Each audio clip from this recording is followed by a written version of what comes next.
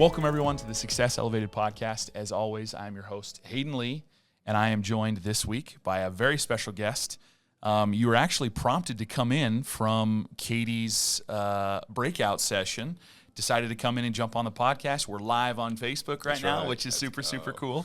Eric Anderson, who is the president of EC Restore. Eric, thanks for coming on the podcast, man. Right. How are you? Hey, thanks for having me. I appreciate it. Yeah. Katie gave us, she had a breakout session yesterday, which was great. It was on it was on a portion of SEO, right? Yeah. It was very specifically organic having good search content. Good content and kind of how to be found on the Google, right? Yeah. On the Google. Yeah, man. Let's talk about your background a little bit. I think that's kind of naturally the first place we always gravitate towards. Get you familiar with our audience, which is a lot of restoration guys like yourself. Sure. How did you get into this wonderful world of restoration? And I don't know if it's an interesting story. We'll see. So I'm 46. Okay. I've been in the industry for 24 years. Awesome. And through family, essentially, right? So I did graduated high school in 96. I did my undergrad up in school in Boston, Tufts University. Graduated for that. I went pre-med. Okay. I wanted to be a pediatrician. It's a little bit different than restoration. I want to be a pediatrician, and I got weeded out freshman year. Okay. So I was like, I don't want to be a pediatrician that badly. Graduated, worked in the .com world, basically in sales in the .com world for a couple of years during the internet bubble time. Yep. Watched that rise, watched that fall, watched that burst, participated in that. Yeah. It was really actually pretty fun. And then in 2002, felt called, man. I started talking to my father, who started our business back in 1983. So our sister company at the time was called Insurance Reconstruction Services, and he started that. True entrepreneur. I was like 6-7 years old, 1983. Wow. And really built that business up for my whole life. So I've been in the industry as a little kid, kind of just watching my father do it, coming to these trade shows and doing that stuff. And then a few years out of college, he and I were talking about trends in the industry. Yeah. And I approached him, what do you think about me coming into the family business? And we are really afraid of, if you guys can't see me, but you hear me, I'm button knuckles right now. We're afraid of that head button going on. We're a little bit different dogs. But we decided to launch a sister company to his current business called EnviroClean. And we focused on mold remediation. So I went in and I started taking classes on Stachybotrys and how to abate mold and do all that stuff and became an expert. I've testified in Rhode Island, Mass, Connecticut, and California over the years. So really became an expert on mold. A few years into doing some mold remediation, we then branched off and we bought these water out trailers. We're one of the first companies in the country to buy these big convectant heat drying systems, early 20 plus years ago. And we brought those down to Hurricane Katrina, did some work down there. So we did some cat duty, some cat work, and really started growing our commercial drying business. Gotcha. So mold remediation, commercial drying, and full recon. Now, my father's reconstruction company at the time was focused on really a high net worth client. Like we had nice homes, and that was his demographic that he'd go after. A lot of evolution's happened in the insurance industry over the last 20 years. Like it's wild how fast every year. Insurance is slow to change, but not lately. Yeah. I worked alongside my father. We built up the EnviroClean company together. We had it was I don't want to say it's typical. It was our relationship of ups and downs. We butt heads. We get along great, but in the end, we're family. Yeah. And we had a common goal of building this business up and creating jobs. And he had his vision for the company. But around 2015. We were butting heads pretty good too. We realized, hey, it's time for a transition. And I approached him about buying the company. And I said, I could tell he was tired. He ran, he's burnt out. Yeah. And that happens in this industry. Done it since 1983 or whatever. Yeah. And he was legit and I'm like, you did it. Congratulations. We're here. Let me buy the company from you. Yeah. And so we worked. It took us about a year. We worked out a deal. I bought the company from my folks. Bought them out entirely. And that was in 2016 we closed. And it's been a really wild ride since then, even, I got to be honest. Unexpected out of the gate, a few challenges out of the gate. We had some important turnover that I initiated, and brought in my vice president now. Her name's Erica Dean. She runs my day-to-day operations, and she's been phenomenal. She has a strong insurance background, worked with Amica Insurance for a bunch of years. Very cool. And GAB Robin. So she brings in that perspective and plus that corporate world. And I'll say that part of the owner where I'm the visionary. I'm kind of loosey-goosey on the rules and stuff too. I don't rule with the high D personality. I'm all smiles and fun. But we get our jobs done. So brought on Erica, and then we built the company up, and we actually grew by about 50% in the first 3 years. And then COVID hit. Right? Threw a wrench in everything. Threw a wrench, man. So we had our great reset like a lot of people did.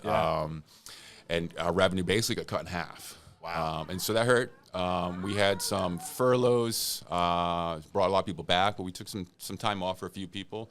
But it allowed us to kind of have, for me personally, that was really maybe one of the most important things I went through. Yeah. It allowed me to have a great reset and saying, why am I doing this? What is my goal? What do I want for my family? What's what do I want for important? this company? Yeah. All those questions, right? Yeah. And really refocused. And one of the big things for me was saying, I'm done chasing. Not in the literal sense, but I'm done begging people for business. Yeah. Not everybody can be my customer. I don't want everybody to be my customer, right? That's cool. I want to focus on people that want to do business, who are attracted to our type of company.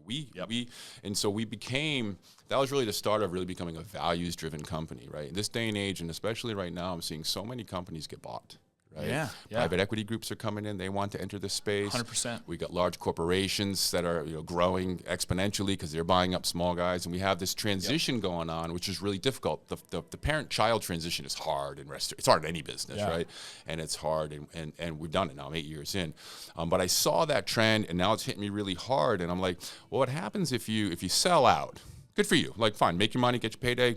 I have no problems with that. For me personally, your organization loses something and you become a profit-driven company. And when you have a fiduciary responsibility to shareholders, right? You have that responsibility to your board, to others, right? And the dollar leaves the local community. And we've lost that local business. It's really important. Having local businesses is really, really important. And so, 100%. So we said, rather than, I'm not worried about being a profit-driven company, we're a values-driven company. What are our values? So we hone those in, right? That's cool. And we really shaped who we wanted to be as a team, created a leadership team. We developed that, and we said, hey, we're going to be values-driven. We're going to be, and then my role shifted from in the day-to-day operations, helping out, to the extent that an owner would. I said we're about 45 employees. Yeah, that's awesome. To really more supporting my team. And recognizing you do the job better, your job better than I could. I'm not going to micromanage you. You do it better. I'm going to give you direction. I'm going to give you support. What do you need? And make sure that they know they're valued, that they're appreciated. And as I started focusing on my team, they take better care of their customers. Yeah. And a trickle-down effect. Trickle down. And guess what? It's profitable at the end. Yeah. And 100%. We had our best year in 41 years, our best year last year. Oh, that's awesome. So I was like, heck yeah, man. We got it. So, and then I realized, okay, so we fired a couple more accounts. Yeah. The ones that 80% of your problems with 20% of your clients, or what are those 80-20 rules? And, and then about, actually, here he comes now. He's walking by me, Dave Collier. Dave's my man right here. Dave, you should pop in here for a second. Dave Collier from First Atlantic Restoration.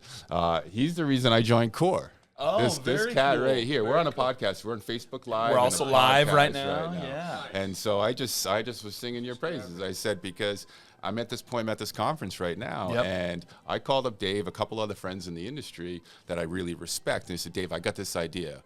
I want to create this network of values-driven, independently owned companies so we can compete. He's like, dude, just join CORE. It was that simple. Makes sense. It makes perfect sense. And that was really the conversation. He's like, no, you got to talk to Dan. I'm like, oh, and I had the light bulb went off. I'm like, I actually talked to Dan 3 years ago, and then COVID hit. And whatever. And then I get distracted pretty easily. I mean, that's the nature of my life. So that's why we do it. Yeah, man. That's cool. The values piece is something, I mean, kind of like you said with the private equity worry and stuff too. It's something that's lost on a lot of companies, but having people that care about their values. Values is scalable. Having good company values like that allows you to hire and grow everything and bring you do. in good people. Yeah. Everything you do is by value. So the first question I was asked by one of my business development reps was, he says, what do we value in, Eric? And I said, well, I want to be recognized as the most professional. Hands on. That's easy to do because I know my competitors in my space. They're not very professional. A lot of them. Good systems or whatever. So be the most. I want to be the friendliest. I'm a friendly guy. That's just who I am. And I said, why can't we then be known as the friendly guys? It's like you get a loss at your house. You're going through something devastating. Hey, you get someone professional and nice. And they're nice. That's cool. And I want to be the most ethical. Recognize these guys do it right. They don't play games. They're not playing any of the shenanigans. They do it ethically, right? So those were our first three. And everything we did surrounded on those. And then we adapted, we added a few more, like collaboration. Right? That's a big one for me right now. And that's the one that I'm just jumping on, collaboration. We're collaborating with other contractors, we're collaborating with insurance companies, right? Yeah. You know, it's it. So thanks for popping in and saying, Dave. Yeah. I didn't know what that was going to be. Whatever. So sorry, Dave. I know he's like, I go to the bathroom. So ADD. So he popped out too. But it's funny. Dave, that was the guy. That was what the answer to that, so right? cool. That got me involved with Core. So Core, right? This network that we're part of now, it's got 50. We know that 50 plus elite members. Yep. You know, it's really interesting. To be an elite member, you have to do certain revenue, right? There's a size of your business you have to be to join Core, and there's certain expectations for the elite members and stuff too. Well, just so happens to be an elite member, we hit I didn't realize that at the time in 2023 what that number was, the growth, the revenue number, right? Yeah. And I had set a reach goal for our team, and it was like a big reach goal. Yeah. It was the same number, and I didn't know that at the time. And we beat it on, was it December 29th? Wow. We had that. We just caught it. It was that close. It was like job that it was just like fate. Yeah. It just had to happen, right? And that's amazing. So that's kind of my path up to this place right now, and here we are. There's so many cool. There's so many cool directions we could go with that, Eric. Because I love like the whole like family business piece of it. Yeah. I love how you've grown and buying out your dad. Like there's so many different directions we could go. I think I want to start.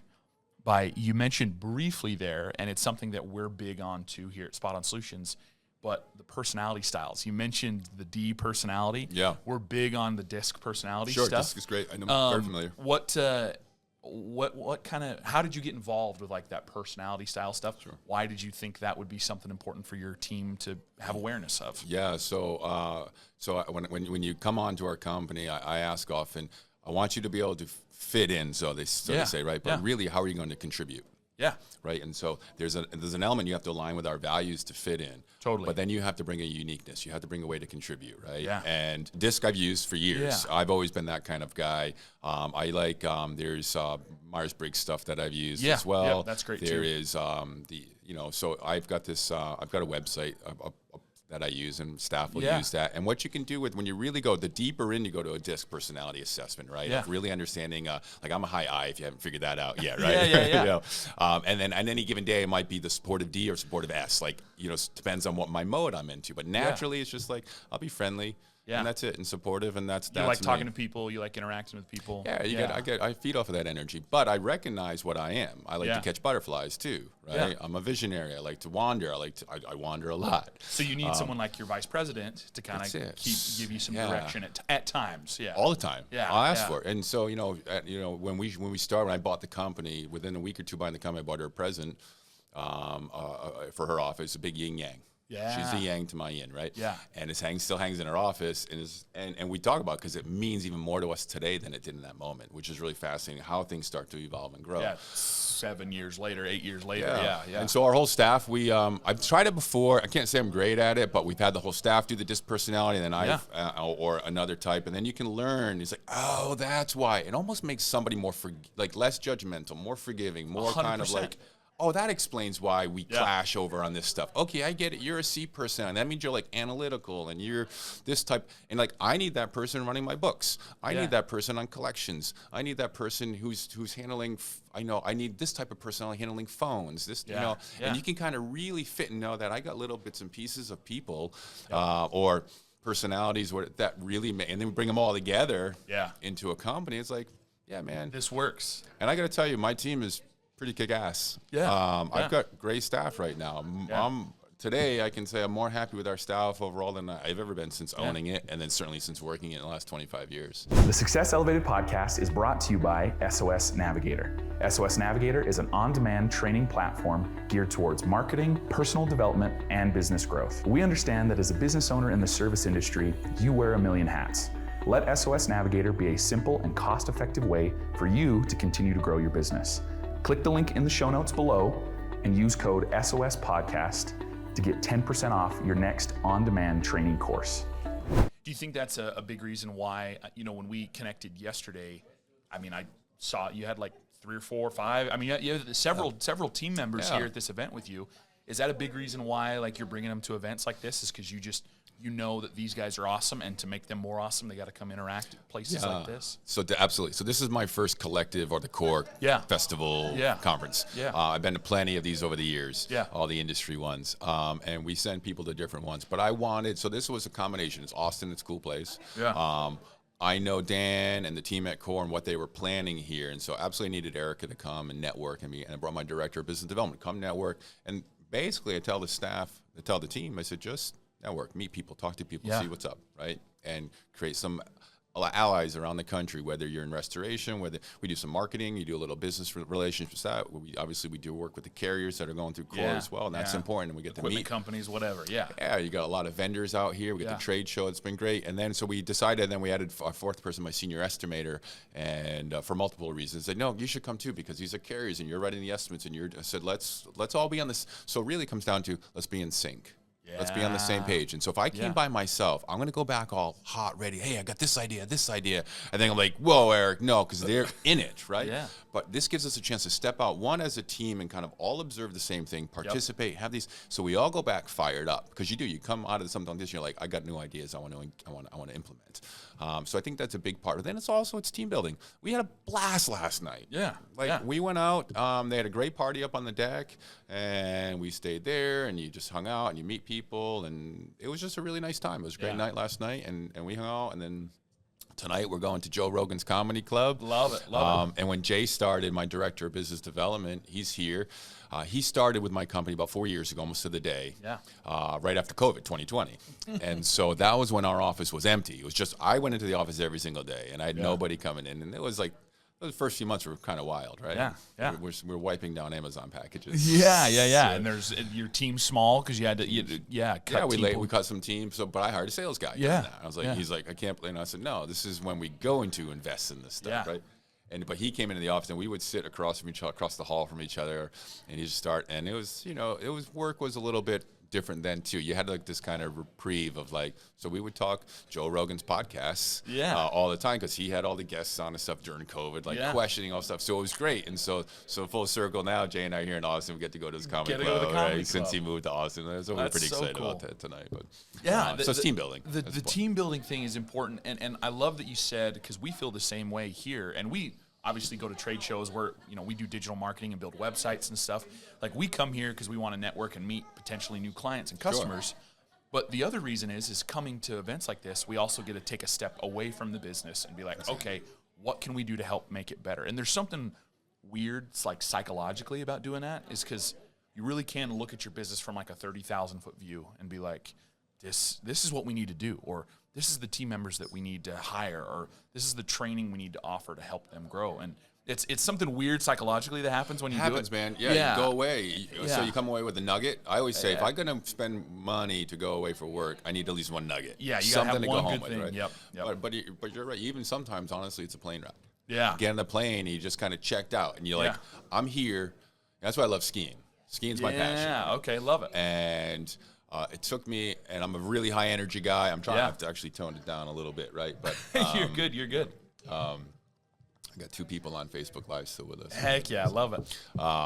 And I find like the chairlift is the same thing for me, right? Yeah. I like slow chairlifts. Yeah. Have you ever skied before? Yeah. Shut the brain off for, it takes you 2, you got 12 3 minutes. No, on the slow lifts, you got we got like the Yeah. mountain that I ski at most of the time is a 12-minute fixie to the top. Yeah. And so that takes me 12 and a half minutes to get to the top. And it's only 2 persons. So sometimes I love it. I get to meet a new person and talk. Yeah. Sometimes I ride with my kids. Sometimes I ride with a friend. Yeah. And then I get the coveted, I call it the Zen chair. By yourself. By myself. Yeah. It's like riding a plane, though, right? All of a sudden now, but you're going to a work conference, so you can work on the mind. Yeah. And so you can watch Netflix, or you can just start to process and and then you come here and you're like, oh, you feed off the energy, because I'm here right now with another 100+ business owners that do restoration, right? Yeah. And if I can meet a few that I vibe with, some new guys, and I see some old friends too, it's like, man, synergies are going, right? You're firing. And then I think there's connection that happens beyond what we even know, beyond the conscious, right? I meet up with somebody and you kind of just vibe, you just sync. Right. And I think there's something that happens. So you guys can, you hit something off and spark some ideas and new things. So, and you go back motivated. Yeah, 100%. And I think a big thing is and you probably have recognized this as you've built your business and you've bought the business now. you get to maybe stop working in the business so much and work on the business. Absolutely. Like you can think about maybe a new system or a new process or new training, or how can I help my team be the best that they can be? And instead of like, man, I've got to go take care of this water loss or go jump on a truck and go help with this job, you're not necessarily working in the business. You got to work on it. Yeah, that's right. There's something about, doing a trade show, all that, the psychological things, all of the thing. I love coming to trade shows and doing stuff like that.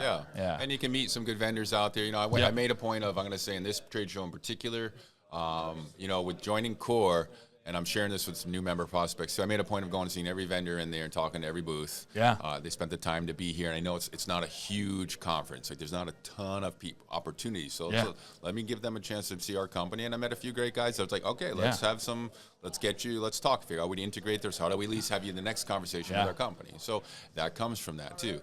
And I do believe like Core is interesting because we are a group of individual owners, independent companies, and some of them, you know, a lot of the TPA world, like the referral world, right? Right. It's like, all right, well, I'll join, but what are you guys doing for me? Right? And I think with Core does so much for us, but as we joined, I realized, no, it's like, what can I do for Core? Yeah. And as what can I do to help these other owners? Yeah. I came in with that mindset. Like, I know that I'll get some leads and referrals. I know I'm going to meet people and stuff too, but I really want to participate and like, let me help advance the cause of Core, because this is exactly like what I'm trying to do too. I see that. And it works, man. Yeah. Like you see that and like, there's collaboration really happening here. There's that word again. Well, but it goes back and collaboration, one of your values. It goes back to your values. Like we want to build a business that has these certain values. Like, yes, we want to be profitable. We want to grow our revenue. We want to hire more people. But at the end of the day, the centerpiece of it all is we want to be more collaborative. Yeah. We want to be more, ethical, whatever, all of your values. Yeah. And now you've found a place that like, okay, I can network with other businesses that feel the same way, that have maybe not exactly the same values, but very, very similar. Yeah. And they might have it written down a different way, might be on a poster board while yours is printed out somewhere different, whatever. Like, but they've got their values that they want to live to, and you guys can connect. I'm seeing some new innovation too happening. I'm really excited about that. As when I bought the company, it was close because I was teaching at the time. I was teaching at Providence College in Rhode Island. Yeah. And I was tempted to go that path. Like I had actually worked with UConn about developing, and I wanted to be a professor of entrepreneurship. Right, that's what I was teaching. Love that. And when I decided to buy the company, I was like, okay, I can really. I wasn't at the time. I liked the industry, but I wasn't passionate about it. Like it didn't strike anything for me until I bought it, and I realized, I can shape this thing. And I realized and people talk, I get to help people every day. Truly, we get paid to help people. Yeah. Right. Yeah.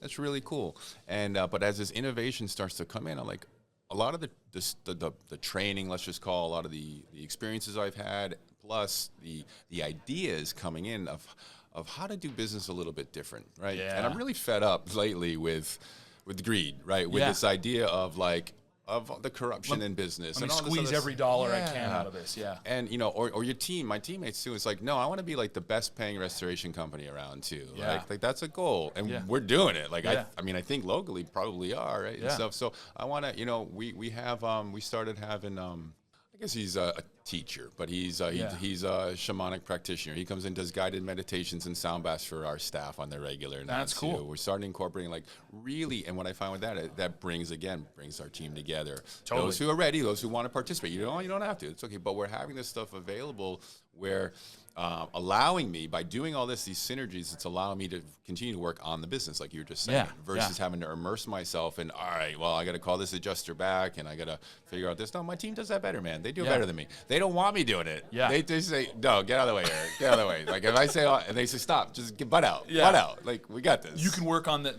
I think there's something really, really powerful about owners getting to a point where you don't necessarily have to be as much of an owner-operator. You can just be the owner and focus on, okay, how do I help these people be successful? How do I put them in places to really thrive, And maybe it's stuff like personal development. Like, I love that you guys are taking an active role in trying to help your employees be better by, meditation or whatever it is, right? Like, let's focus on helping them be the best they can be. We recorded a podcast yesterday where we just talked the entire time about personal development, how taking care of yourself and your mind can help you be better in your business. Everything, right? across And the like, board. and I love that you've taken an active role in trying to help your employees do the same thing. Real important too, I think, on that note, is recognizing that life is hard. Yeah. Being born today in the United States is hard. Yeah. For anybody. I mean, except for the few with the silver spoon now, because that Yeah. gap is getting wider, right? Yeah. It's getting hard just to live. Yeah. And then we're taught, you go to school for 18 years that you don't particularly care for. You don't necessarily, a lot of kids, right? Yeah. With a box that's Yeah. now taught. And maybe 4 more years on top of that. And then Yeah. you take on debt 4 more years. Then Yeah. you get a car payment. And then all of a sudden you're like, oh, shoot. Then I want to buy a house. You're like, I'm out of money because I have this student loan. And so that's one path, right? Yeah. But in any event, even just living sometimes is stressful, right? We know that in this day and age. But then our industry is stressful. Like we get customers who don't want to call us. Yeah. Our customers are calling us because they have to call us. Yeah. It's an emergency. It's an emergency. House is on fire. That's traumatic. So this person has gone through something traumatic in their life, right? They're in shock potentially, or if it's just bad water damage, it doesn't matter. It's something. It's an event for them. So let's just say they're in a bad mood. Then they call us. Which is very common. Yeah. So I have to go in and say, all right, this is a customer in a bad mood. I get to go, instead of saying any number of things, I get to go and say, we get to go and play hero, right? We get to go and do that, but people are crazy. Let's be real, right? Yeah. People are like, they're rough out there Yeah. still, and they can give you hard times. They say, okay, and then adjusters, depending on the carrier. Companies like that we have here, Pure and Openly and Vault and Hippo, right? Those guys are great. Yeah. They care about service, and those are our ideal partners because we care about service, right? Yeah. But the companies, a lot of insurance companies that don't. They may say they do, 100%. but they don't, right? Yeah. And I'm not going to mention any names. I wouldn't do that on the podcast. I appreciate it. But and because they, it becomes a hard battle sometimes. Yeah. Advocating for the insured, like, wait a second, no, I don't want to paint half a wall. Let me paint this room. They had a flood cut. Let's match the paint. And they want you to feather in a wall now. That's an extreme, but that's happened, right? Yeah. And so you end up fighting, or it becomes difficult. And I got to say, it's wear and tear on your mind. it's wear and tear. Yeah. And so if my employee, if our staff is dealing with that on the regular, well, and I better make darn sure that our environment is healthy, right? That we have cohesiveness, right? That our team is getting along and feeling supported, and that's what I get to come in and do and realize. And so, and the job may be hard at times, but my team, and I bet you have asked any one of our employees, they say they love coming to work, even on a Monday. Yeah. And that's important. The work might be hard, but you can make the job easier. You know what I mean? Like you can make the work might be difficult. The emergency, the dealing with trauma. I mean, we have clients, and I'm sure you've had to do jobs where like they're literally doing trauma cleanup or biohazard cleanup. You know what I mean? And so like you're literally dealing with people's trauma, and so like it can be really, really taxing on your mind. So if you can build a workplace or a job that's like, I still enjoy coming to work even if the work is hard. Yeah. It can make all Exactly the right. difference in All the the world. difference. That's what I'm finding. Yeah. So, and if they feel valued, Yeah. they have to know that. I don't think they feel that they're valued. I think my team knows that they're valued. Yeah. Maybe I'm not the best at the daily type of attaboys, but Yeah. that experience. But they get lots of thank yous, Yeah. and appreciations, and we do some pretty unique things to show appreciation. Yeah. Last year I had a handful of my staff who were. We had a great year, right? And I said, if we hit that reach goal that I shared with you, and put this out with 2 months to go at the end of last year, say, hey, listen, we're on pace. We could do this, guys. The reach goal, not the regular goal, but the reach one. And I said, if you do, I put an incentive out there, air tickets and a weekend away for very key people that are in charge of getting us there, right? Yeah. And we hit it. That's so cool, man. And so that was just like a little bonus and stuff too that they could do. Now I got to get them to all use it because they all work so hard. Like, guys, I'm paying for your airfare. Let's go. Take the time. Yeah, like, take let's your go spouse, someplace. take a friend, and get away. Go to wherever you want to. Wherever you want to go, take it. I love it. Well, I think this all leads, and this has been an awesome Great, man. Thanks for having me. Yeah, I think this all leads perfectly into like, what does the future look like for you guys? What are you hoping to accomplish in the next 2, 3, 5 years, 10 years? What's the ultimate goal for you as you continue to grow and build your business? Yeah, so right now we're currently serve the southern New England market. So we're headquartered in Rhode Island. I have an office in central Connecticut, and we have a dot on the map. I'll call it in Massachusetts. Yeah. So immediately, we used to have an office in Florida, closed that down a couple of years ago. That was management issues and trying to really hire that right person. And I realized I want to stay home office and kind of branch out that way. No airplanes. Yeah. And so the goal over the next year is to really strengthen Rhode Island office and a couple of these key accounts that we've been growing. Through Core and through some other work that we're doing. Yeah. And then ultimately we're going to open up a full Massachusetts office. I've got the plan in place for that.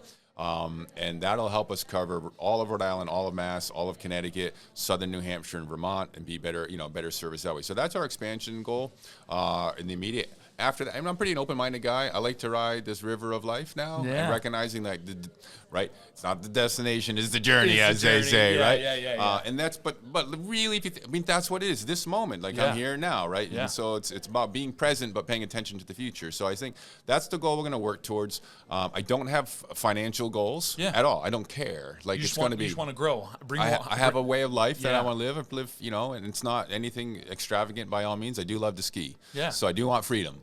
So for me as the owner, as you grow, you got to still be able to ski. Yeah. My goal is freedom, right? So, I've got plans in place for my team and to build that out. We want to build, and I want to build a company. I'd love to say, hey, what is what it's like to run a $20 million company, a $50 million. I don't know, man. We'll see where that goes. So, but there's that. Quite honestly, though, I want my team to feel satisfied, to feel valued, and I want them to have opportunity. I take real pride in being an employer and providing really strong benefits and quality of life for our team. I'm learning as I go too, like we all are, right? This is life, and life changes hard, right? And as the economy shifts, it gets more and more difficult for everybody. How that affects small business is really challenging, right? Because all of a sudden, I don't have the ability just to change everybody's pay just like that, because I'll tell you what, insurance companies don't change what they're paying just like that either, right? We're all, and they talked about it this morning. One of the speakers talked about just the pace of that stuff, and it's like one carrier was like, it's really slow, and the other's like, no, I want innovation, and it's fascinating to see what happens. So I think that's the immediate future. I've got 4 kids. My oldest he's not interested in getting into the business. My middle son's 15. He and I have already talked. He's got his whole plan of being a ski bum for a couple of years and being a fireman and working in the business part-time, and then maybe taking over from dad. And maybe it's a 3-year, 20 years from now, maybe he takes it over. I don't know, which would be wild, right? Yeah. But we're 41 years in business. I'll put it out there if anybody's actually listening to this far in, right? Great. Thanks. Appreciate you. Yeah. But one thing that I think that I can do in this industry too is I've been through this transition, right, successfully. Yeah. I've seen companies buy and sell within the time that I bought my company and go out of business. Yeah. But the father-son or the parent-child transition is a challenge. Yeah. Right. For multitudes of reasons, whether you get along or not. Yep. All the personality stuff, but then the staff and transitioning, and honestly, the way restoration was done 20 years ago is very different than today too. There's just everything just kind of changes, and the cost of doing business is skyrocketing. Yeah. But I'd like to be a resource. I've helped some other people go through transitions and don't do this, or there's just things I'd encourage, right? Perspective. Yeah. And so it's interesting meeting people. I've talked to a few even at this conference of what's going to happen, like that transitional thing, and I think that's fascinating. Love it. Well, that actually is perfect, because I was going to give you the opportunity, if people want to maybe connect with you and pick your brain a little bit on how they can be more successful, or how maybe they could build their restoration company to do a little bit better or do a little bit more like what you guys are doing, what would be the best way for people to reach out to you? I love it. So my contact information, you can go on our website, ecrestore.com. Love it. And you'll see my picture right there. Yeah, Facebook. You're obviously on Facebook I'm on Live. Facebook, and I'm on socials. I'm on LinkedIn. I'm not a good LinkedIn guy, but on the Instagram and Facebook, if you want to see my personal. Yeah. That's a combination of stuff. But you can track me down. My cell phone, I'll give it out to anybody who wants it. I'm one of those, text, call anytime. I'd love to. If you guys, somebody wanted to meet up or chat about that stuff, absolutely. Love it.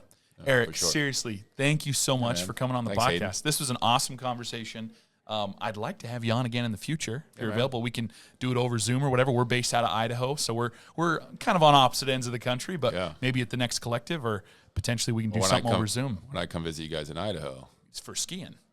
Believe it or not, I'm a landowner in Idaho now. Really? Yeah, man, about an hour and a half from you guys. That's very cool. Year. Very, so very cool. I started that dream of having a place in Idaho a couple of years Very back. I took cool. my family, and this last year was in Driggs. You know what Driggs is? Yeah. Right at the Grand Targhee. Right there, man. doorstep. Yeah, that's it. awesome. It's my For those of you who dream. don't know, that's a great place to ski. So, Absolutely. anyways. Yeah, man. Love Hayden. it. Eric, thanks for coming Thanks, on, man. Hayden. I appreciate it. Yeah, man. Thanks, brother.